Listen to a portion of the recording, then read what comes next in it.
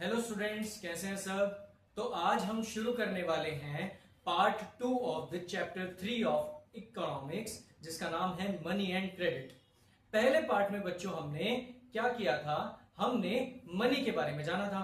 Money क्या होता है, बार्टर सिस्टम क्या होता है, उसकी लिमिटेशंस क्या होती हैं और इंडिया का बैंकिंग सिस्टम कैसे काम करता है। जो लास्ट स्लाइड थी बच्चों, वो हमने यही की थी, है ना, द मॉडर्न बैंकिंग इंजन, जिसमें मैंने तो आपको बताया था कि बैंक होता है 15% का रिजर्व रखता है।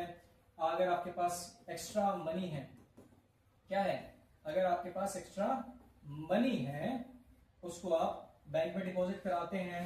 उसके बाद एक्स्ट्रा मनी को bank as a credit provide करता है, लोन प्रोवाइड करता है, और ये सारी चीजें हमने की थी।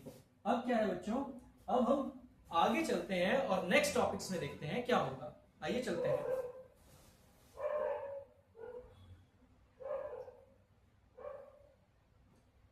नेक्स्ट बच्चों, डिमांड डिपॉजिट। क्या है, डिमांड डिपॉजिट। अब याद रखिएगा बच्चों, एक वर्ड है ये demand deposit. There are two kinds of deposit. Bank में हम पैसा क्या करते हैं, अपना डिपॉजिट करते हैं। अब जब बैंक में पैसा डिपॉजिट करते हैं तो दो टाइप के डिपॉजिट होते हैं। एक होता है डिमांड डिपॉजिट, एक होता है टाइम डिपॉजिट।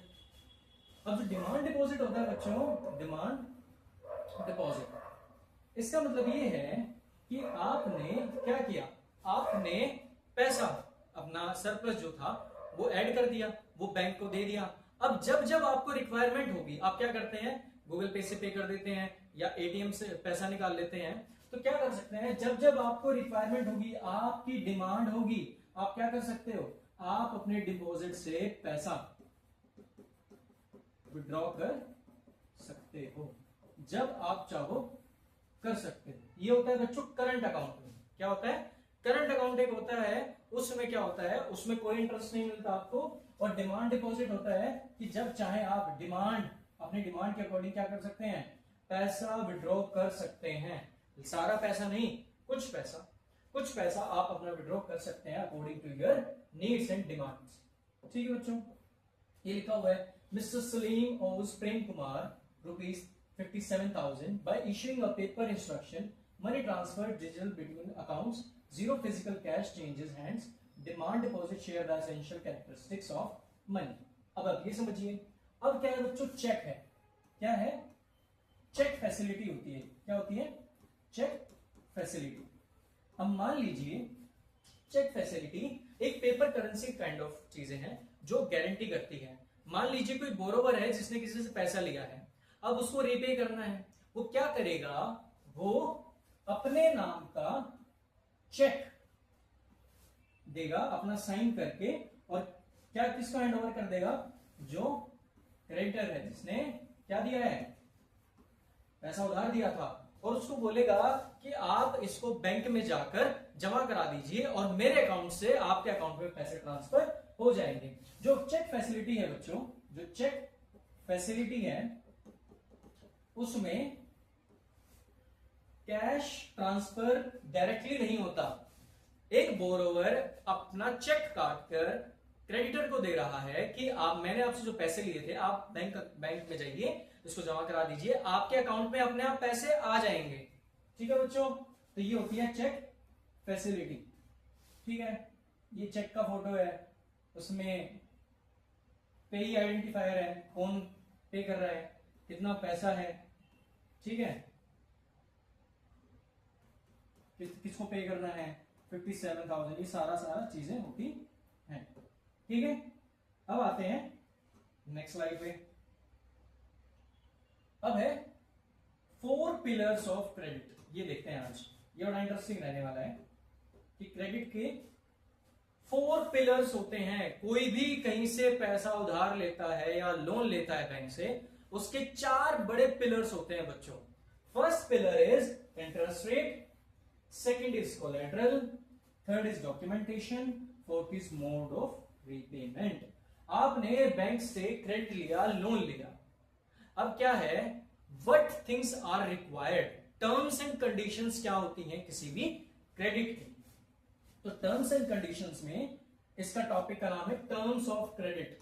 क्या नाम है बच्चों, टर्म्स ऑफ क्रेडिट। अब ये देखिए, सबसे पहले अगर आपको बैंक से लोन लेना है तो आपको ये पता करना पड़ेगा कि आपको लोन पर कितना परसेंट इंटरेस्ट रेट देना है।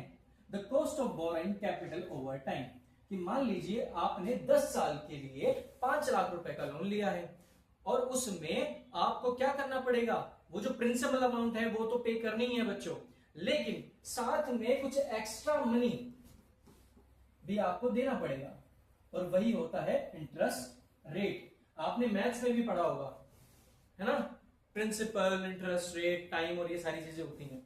ठीक है बच्चों, तो आप समझ लीजिए कितने परसेंट पे आपको इंटरेस्ट रेट, कितने परसेंट पे आपको क्रेडिट मिल रहा है, कितने इंटरेस्ट रेट पे आपको क्रेडिट मिल रहा है। तो सबसे पहले इंटरेस्ट रेट होगा, फिर होगा कोलैटरल, कि मान लीजिए आपको होम लोन लेना है, आपको घर बनाना है, तो आपको कोई ना कोई चीज गिरवी रखनी पड़ेगी, कोलैटरल। अगर बैंक को लगता है कि आपके पास पेइंग कैपेसिटी इतनी है और फ्यूचर में आप रिपे नहीं करेंगे अपना लोन, अपना इंटरेस्ट नहीं भरेंगे, आप फ्रॉड कर लेंगे, आप भाग जाएंगे, तो वो क्या करेंगे, वो डिमांड करेंगे कोलैटरल की, कि कोई भी आपका एसेट आप क्या करो, गिरवी रखो हमारे पास। इसको होता है कोलैटरल।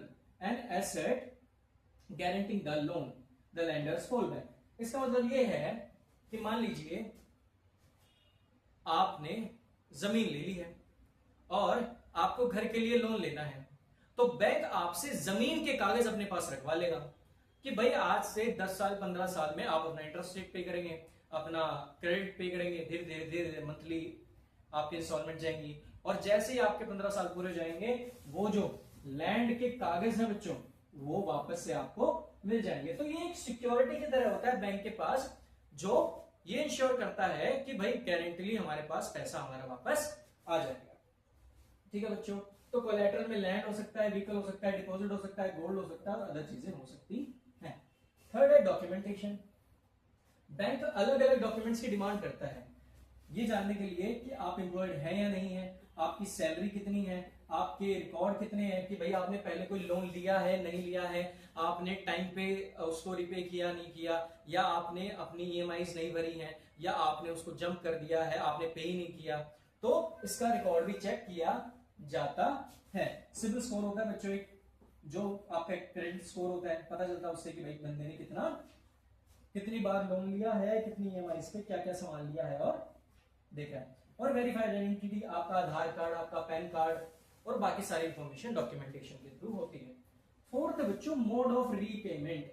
मोड ऑफ रीपेमेंट होता है कि आप रीपे कैसे करेंगे, the schedule and the structure of clearing the debt, कि जो कर्ज है आपके ऊपर, जो आपने लोन लिया है, उसको आप कितने टाइम पीरियड में, कितने इंटरेस्ट रेट में और कितने टाइम बाद क्या करेंगे, उसको पे करेंगे। आप उसको ऑनलाइन पे करेंगे, कैश पे करेंगे, कैसे आप पे करेंगे, कितने टाइम पीरियड के लिए करेंगे, वो सारी चीजें हैं। तो टर्म्स ऑफ क्रेडिट में बच्चों 4 टर्म्स होती हैं। इंटरेस्ट रेट फिक्स होना चाहिए, कोलैटरल, डॉक्यूमेंटेशन और मोड ऑफ पेमेंट। इन 4 चीजों की कौन डिमांड करता है, बैंक आपसे डिमांड करता है। आपसे डॉक्यूमेंटेशन लेगा, आपको इंटरेस्ट रेट बताएगा, आपको मोड ऑफ पेमेंट बताएगा और आपको कहेगा कोलैटरल लाने के लिए। ठीक है बच्चों, अब चलते हैं हम आगे। नेक्स्ट है द इंजन ऑफ ग्रोथ। ठीक है, अब हमारे पास 2 कहानियां हैं बच्चों। क्या है, 2 कहानियां। इस चैप्टर में हमारे पास 2 कहानियां हैं। एक है शू मैन्युफैक्चरर सलीम, वो क्या करता है, उसको वर्किंग कैपिटल चाहिए, पैसा चाहिए, क्या करने के लिए, 1000 पेयर ऑफ शूज बनाने के लिए 1 महीने में। क्या करना पड़ता है, 1000 पेयर ऑफ शूज बनाने के लिए बच्चों क्या करना पड़ता है, उसको वर्किंग कैपिटल चाहिए, रॉ मटेरियल चाहिए और कुछ पैसे की रिक्वायरमेंट है। तो क्या करेगा, लो रिस्क पे पैसा लेगा, बैंक से क्या लेगा, शॉर्ट टर्म लोन लेगा, वहां से कुछ चीजें खरीदेगा, जिससे शू बनाएगा, शू से प्रॉफिट कमाएगा, प्रॉफिट से क्या कर देगा, अपना लोन भी क्लियर कर देगा, अपना प्रॉफिट भी कमा लेगा। तो पॉजिटिव वेल्थ जनरेशन होती है, order completed, profit generated, principal easily repaid. देखो कितना आसान है, कि भाई सडनली एक बड़ा ऑर्डर आ गया है, मेरे पास पैसे नहीं है, मैं लोग बैंक से लोन लूंगा, उन पैसों को लगाऊंगा, उससे प्रोडक्शन करूंगा, प्रोडक्शन से अपना ऑर्डर कंप्लीट करूंगा, ऑर्डर कंप्लीट करने से प्रॉफिट जो मुझे होगा उससे मैं प्रिंसिपल अमाउंट पे कर दूंगा जो लोन मैंने लिया था, और मेरा प्रॉफिट मेरे पास आ जाएगा। और कितनी अच्छी चीज है ये, देखो। तो ये टू क्रेडिट सिचुएशन है टॉपिक बच्चे आपका, क्या है, टू सिचुएशंस ऑफ क्रेडिट या टू क्रेडिट सिचुएशन के नाम से टॉपिक है आपके बुक में, ठीक है। एक तरफ तो ये कहानी है जहां पर फायदा हुआ है, और दूसरी तरफ है ये the debt trap. Debt trap होता है कि आप क्या करते हैं, कर्ज में फंस जाते हैं बच्चों। क्या होता है, डेट ट्रैप, आप कर्ज के जाल में फंस जाते हैं। कैसे, स्वप्ना है, स्मॉल फार्मर है, 3 एकर्स ऑफ ग्राउंडनट है उसके पास, borrowed for seed and pesticide. उसने कुछ पैसा क्या किया, पेस्टिसाइड और सीड्स के लिए पैसा बोरो किया। अब क्या है, dependent on whether and paste.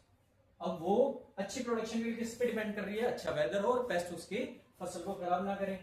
उससे क्या हो जाता है, क्रॉप फेलियर हो जाता है, वो अपना लोन रीपे नहीं कर पाती है, हाई इंटरेस्ट रेट उसको देना पड़ता है, डेट उसका बढ़ता जाता है, और दोबारा से उसको क्या करना पड़ता है, लोन लेना पड़ता है या अपने लैंड को बेचना पड़ता है। ठीक है बच्चों, तो एक ऐसी क्रेडिट सिचुएशन भी आ सकती है जिसमें आपको क्रेडिट लेने से आप डेट ट्रैप में फंस सकते हो और उससे बाहर निकलना बड़ा मुश्किल हो जाता है। ठीक है बच्चों, तो ये भी हमने देख लिया।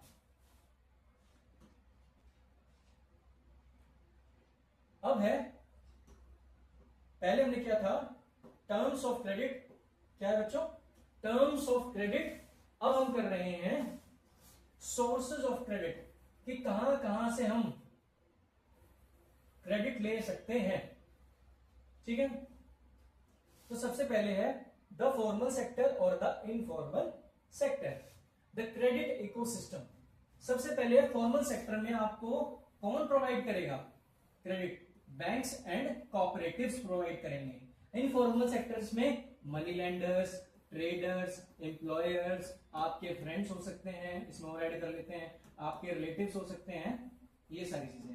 तो इनफॉर्मल सोर्स और फॉर्मल सोर्स। अब फॉर्मल सेक्टर में बैंक जो होता है वो रेगुलेटेड हैवीली बाय आरबीआई, उसके ऊपर रिजर्व बैंक ऑफ इंडिया नजर रखता है कि अननेसेसरी इंटरेस्ट रेट ना लगाया जाए और कस्टमर्स को परेशान ना किया जाए। तो इसका सुपरविजन कौन करता है, आरबीआई। और ये कंप्लीटली अनरेगुलेटेड होता है, कोई आपसे 15%, 20%, 25%, 30% तक का इंटरेस्ट रेट ले सकता है। यहां पर इंटरेस्ट रेट हमेशा रेगुलेटेड होता है, आरबीआई डिसाइड करता है, और हमेशा लोअर कॉस्ट पे होता है, 2%, 1%, 1.5%, इतना ही होता है, ज्यादा नहीं होता। लेकिन यहाँ पर अनकैप्ड है, कोई अपर लिमिट नहीं है, एक्सट्रीमली हाई कॉस्ट लगती है। अगर आपने बाहर से पैसा उधार लिया, जो बाहर मार्केट में फाइनेंस वाले बैठे होते हैं, जो मार्केट में मनी लेंडर्स बैठे होते हैं, जो मार्केट में जो आपके फैमिली फ्रेंड्स हैं, फैमिली है, रिलेटिव्स हैं, इनसे आप पैसा लोगे तो आपको ज्यादा इंटरेस्ट रेट पे करना पड़ेगा। मोटिव क्या है इनका, मोटिव है बैलेंस डेवलपमेंट। बैंक का मोटिव होता है डेवलपमेंट। बैंक आपको लोन प्रोवाइड करता है तो बैंक का मोटिव प्रॉफिट कमाना नहीं होता, वो होता है डेवलपमेंट। लेकिन यहां पर सिर्फ और सिर्फ प्रॉफिट, कि सामने वाले से जितना पैसा एक्स्ट्रा पैसा निकाल सकते हैं हम वो निकाल लेंगे। आप समझ रहे हैं बच्चों, तो ये है, आप इसको ध्यान से देखिए कि भाई टर्म्स ऑफ क्रेडिट में और सोर्सेज ऑफ क्रेडिट में, सोर्सेज ऑफ क्रेडिट में फॉर्मल सेक्टर और informal sector. Formal sector banks हैं, कोऑपरेटिव्स हैं, वो आपको बहुत कम इंटरेस्ट रेट पर इंटरेस्ट रेट प्रोवाइड करते हैं, लोन प्रोवाइड करते हैं, और साथ में क्या करते हैं, साथ में आरबीआई रेगुलेटेड होते हैं और उनका प्रॉफिट कमाने का एम नहीं होता। जबकि यहां पर पूरा का पूरा अलग सीन है। Money lenders, traders, employers, friends, relatives, ये सब क्या चाहेंगे कि आपसे से ज्यादा इंटरेस्ट रेट वो निकाल सके, और कोई रेगुलेशन इसके ऊपर नहीं होता। तो क्या कहा जाता है, अगर आपको लोन लेना है तो आप कहां से लोन ले सकते हैं, आपको सबसे ज्यादा ट्रस्ट वाला चीज है बैंक, आप बैंक से लोन ले सकते हैं। ठीक है बच्चों, तो आज की वीडियो हम यहीं तक करेंगे, पार्ट 2 हमारा यहाँ पे खत्म होता है, और नेक्स्ट पार्ट में इस चैप्टर को हम कंप्लीट कर देंगे और एक कंप्लीट रिवीजन भी कर लेंगे। आपको कोई डाउट हो तो आप बताइए, कमेंट सेक्शन में लिखिए, लाइक कीजिए, शेयर कीजिए, सब्सक्राइब कीजिए। Thank you so much.